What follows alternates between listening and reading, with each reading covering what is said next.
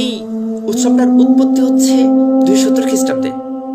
270 খ্রিস্টাব্দে একজন খ্রিস্টান পাদ্রীর মৃত্যুদণ্ড কার্যক্রমের সাথে এই উৎসবটার উৎপত্তি, এবং এই উৎসবটার যে নামকরণ, যে ভ্যালেন্টাইন্স ডে, এই যে ভ্যালেন্টাইন, এই নামটা ছিল হচ্ছে ওই পাদ্রীর নাম। ওই পাদ্রীর নাম অনুসরণ করেই এই উৎসবটার নাম দেওয়া হয়েছে কি ভ্যালেন্টাইন্স ডে। এবং তারা দেখেন কতটা সুকৌশলে মুসলিম কমিউনিটির ভিতরে কত সুকৌশলে এই যে একটা ফিতনা ছড়িয়ে দেওয়া হয়েছে। ইভেন বাংলাদেশের মানুষরা এমন মনে করেন যে এই যে ভ্যালেন্টাইন্স ডে, এটা মনে হয় একটা মানে আমাদের দেশের একটা উৎসব, এমন মনে করেন যে এটা মনে হয় কোনো যে রাষ্ট্রীয় কোনো উৎসব হতে পারে। তাদের মূল এজেন্ডা হচ্ছে আমাদের মধ্যে ফিতনাকে একদম ছয়লাভ করে দেওয়া, ফিতনা দিয়ে ভরে দেওয়া। এইবার আমি একটু ব্যাকএন্ডে আসি।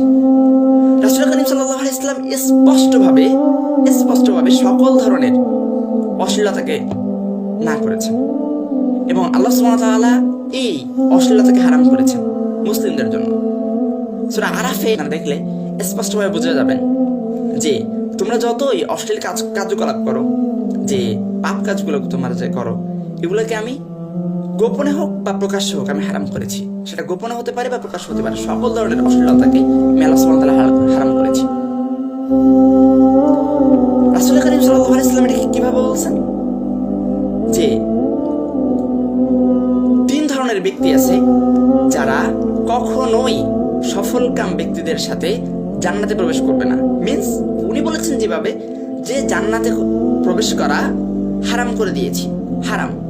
তার মধ্যে প্রথম নম্বর হচ্ছে কি, কারা? প্রথম নম্বর হচ্ছে যারা নিয়মিত মদ্যপান করে, মাদকাসক্ত ব্যক্তি যারা আছে। 2 নম্বরে আছে মা বাবার অবাধ্য সন্তান, এবং 3 নম্বরে আছেন হচ্ছে এখানে যে দায়ুস সম্পর্কে আমাদের অনেকটা মিসকনসেপশন আছে, যে আমাদের অনেকটা জ্ঞানের ঘাটতি আছে। দায়ুস কারা আসলে? আমরা সাধারণত মনে করি যে শুধুমাত্র নিজের স্ত্রীকে পর্দার ভিতরে রাখতে না পারাকে কি বলা হয়? দায়ুস বলা হয়। হ্যাঁ, এটা ঠিক।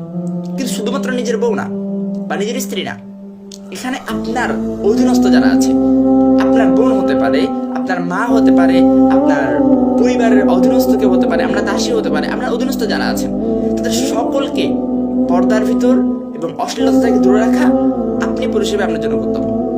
যদি না পারেন তাহলে আপনি দায়ুসের কাতার মধ্যে চলে আসছেন স্পষ্টভাবে। এখানে কোনো ধরনের মানে ডিবেট নাই, কারোর কোনো মানে মত পার্থক্য নাই এখানে দায়ুস হওয়ার ক্ষেত্রে।